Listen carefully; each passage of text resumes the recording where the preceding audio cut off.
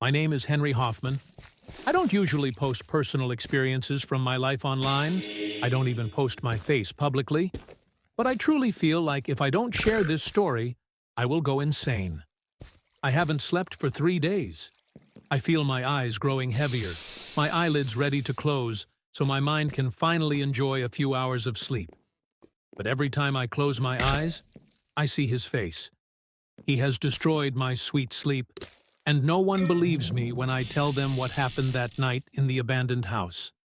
They think I'm crazy. But I am certain that the spirit of a dead teenager, someone my age, has cursed me. He is trying to terrorize me, to hurt me in his own way, because my friend and I explored that house. But unfortunately, I already knew this boy and the tragic death that had struck fear and horror into our entire town. His name was Jack Howard, though after his death, he became known by the nickname Black Jack.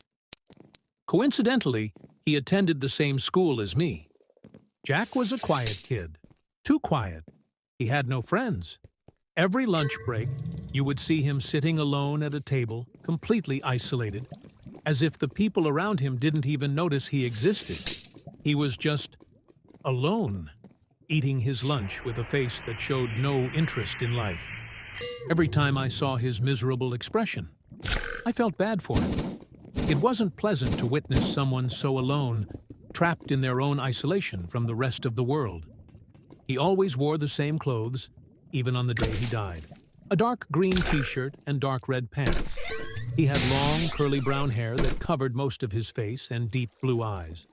Being the most isolated and quietest kid in school made him the perfect target for the bullies. I don't think there was a single day when the bullies didn't harass Jack. That made me feel even worse for him. But at the same time, I never tried to help him. I was too focused on my own circle, my best friend Michael. But honestly, I don't think any of us would have helped Jack. We would have considered it not our problem and stayed out of it. This routine continued until one day, Jack was absent. Our algebra teacher, Mr. Anderson, made an announcement as soon as he entered the classroom, his expression indifferent. "Students, Jack Howard will not be coming to school today, or ever again. Last night, his house caught fire. Firefighters found his body. He was dead, with parts of his face mutilated and black ink covering his entire face. After an autopsy, it was confirmed that Jack was murdered. Someone had set the fire. Whoever killed Jack." Star. The entire class was in shock. I felt a deep chill run through me. Who could do something like that to Jack? He never hurt anyone. He didn't deserve this. Star. The news spread quickly, reaching every corner of town by midday. Even the national news reported on it. Within a short time, everyone knew. The Howard family eventually abandoned the house after a family decision, leaving it empty and abandoned. A week later, while I was having breakfast, I saw on the news that Jack Howard's killer had been found. The moment I heard it, I felt my body go cold, my hairs standing on end.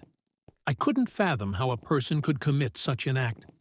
My mind raced, imagining the kind of monster who could do this. I expected it to be some dangerous man with severe mental illnesses. But then, I saw the name.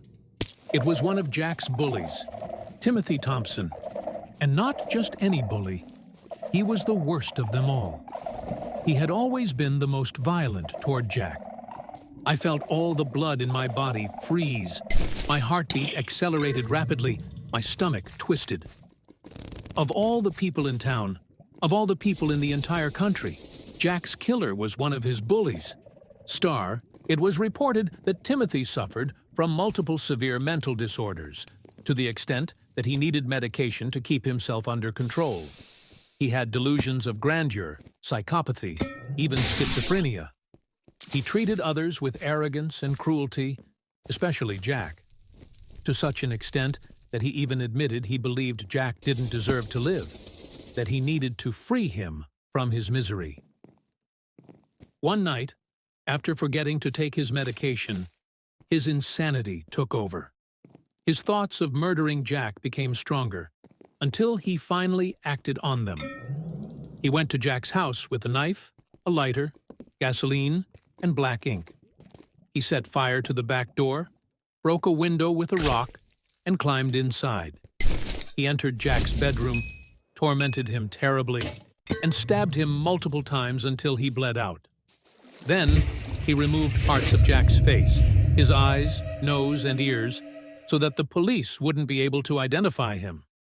After the gruesome mutilation, he set Jack's face on fire and then covered it with black ink before fleeing when he heard the fire truck sirens approaching.